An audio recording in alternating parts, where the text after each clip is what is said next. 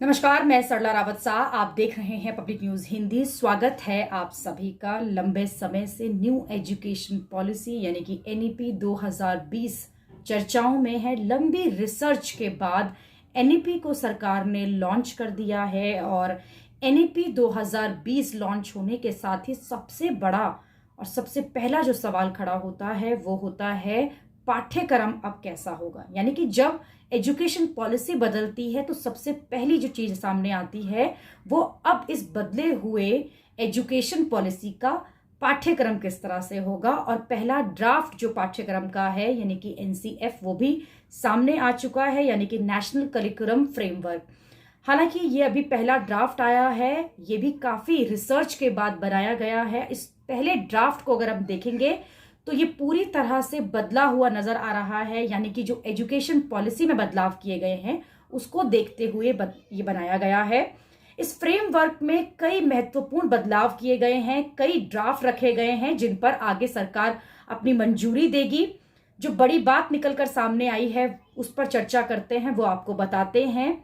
सबसे बड़ी बात है एग्जाम्स की, बोर्ड पैटर्न्स की। यानी कि पहले हम बोर्ड 10वीं और 12वीं में देते थे, वो साल में एक बार होता था, लेकिन इस ड्राफ्ट में ये सुझाव दिया गया है कि बोर्ड की परीक्षाएं साल में 2 बार होनी चाहिए। यानी कि अगर 10वीं का बोर्ड है तो 2 बार बोर्ड की परीक्षाएं होनी चाहिए। इसी तरह से 12वीं में। दूसरी जो बड़ी बात निकलकर इसमें आती है ड्राफ्ट में वो है रिजल्ट को लेकर। 12वीं के रिजल्ट में 9वीं क्लास के मार्क्स को भी जोड़ा जाएगा, 10वीं के रिजल्ट में 9वीं क्लास को और 12वीं में 11वीं क्लास के मार्क्स को भी जोड़ा जाएगा। यानी कि दोनों ही बोर्ड्स के मार्क्स से पहले की जो क्लास है उसके मार्क्स भी ऐड ऑन किए जाएंगे।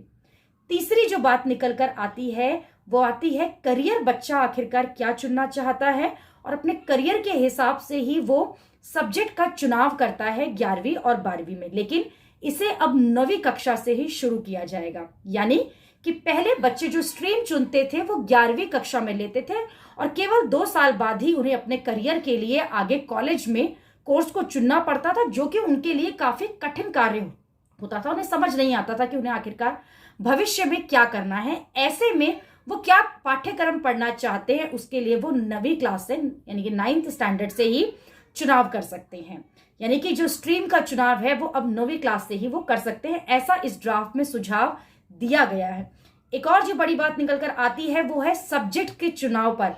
कई बार साइंस का बच्चा साइंस तो ले लेता था, लेकिन उसका झुकाव म्यूजिक, आर्ट्स की तरफ या कोई वोकेशनल स्टडीज या खेल की तरफ होता था, जो कि वो चुनाव नहीं कर पाता था। लेकिन अब जो एनसीएफ ड्राफ्ट बनाया गया है उसमें यह भी रखा गया है कि अगर बच्चा चाहे, वो फिजिक्स पढ़ रहा है, इसी के साथ वो म्यूजिक भी पढ़ना चाहता है, तो वो ये भी चुन सकता है। तो ये जो नया एनसीएफ आया है यानी कि न्यू करिकुलम आया है, उसमें जो ड्राफ्ट तैयार किया गया है उसमें बच्चों के लिए कई अलग तरह की अपॉर्चुनिटीज हैं, अलग तरह की संभावनाएं हैं।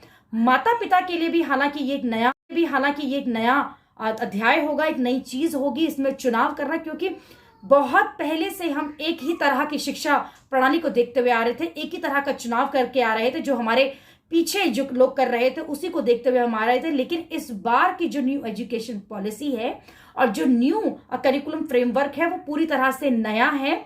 ऐसे में बच्चों के लिए हालांकि ये थोड़ा नया जरूर है, लेकिन बच्चों की अगर बात की जाए, उनके करियर की अगर बात की जाए, उनके फ्यूचर की अगर बात की जाए, तो उसमें जरूर उनको बदलाव दिखाई देगा। उनके लिए जरूर ये महत्वपूर्ण भी है और उनके लिए कहीं ना कहीं आगे हेल्पफुल होने वाला है। अभी के लिए इतना ही। अगली खबर में आपसे फिर होगी मुलाकात। देश और दुनिया की खबरों के लिए आप देखते रहिए, आप जुड़े रहिए पब्लिक न्यूज हिंदी के साथ। धन्यवाद।